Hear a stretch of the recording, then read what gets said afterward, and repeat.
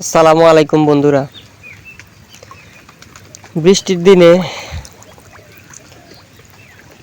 ঘরে বসে থাকতে মন চাইছে না, তাই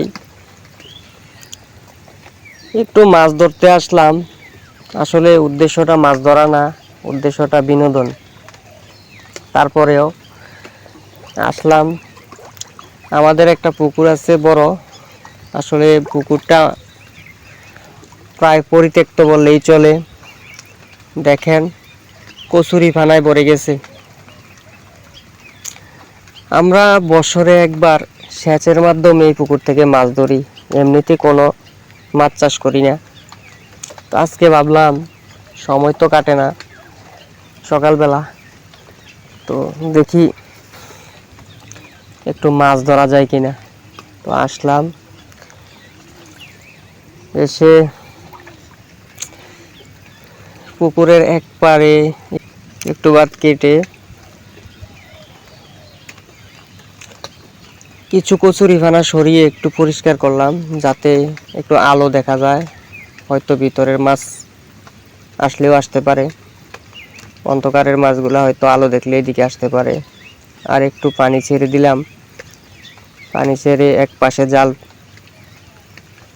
পেতে আমি অপেক্ষা করছি। যদি পানির স্রোত দেখে তাহলে মাছ হয়তো স্রোতের দিকে আসে। অনেক সময় মাছ স্রোতের বিপরীতেও যায়, সেটা পরিস্থিতির উপর নির্ভর করে। তো জানি না ভাগ্যে কি আছে। আসলে অনেক দিন, প্রায় 5 বছর আগে আমি এখানে মাছ ধরেছি, অনেক মাছ পেয়েছিলাম। এবার দেখি ভাগ্যে কি আছে, হয়তো কিছু নাও থাকতে পারে। কারণ 5 বছর আগে পুকুরটা পরিষ্কার ছিল, তো মাছ চাষ করা হতো। যাই হোক বন্ধুরা, দেখতে থাকেন আমার ভিডিওটি, দেখি মাছ পাই কিনা। মনে হচ্ছে থলেতে কিছু মাছ আটকা পড়েছে, তো দেখি কি কি মাছ আটকা পড়েছে।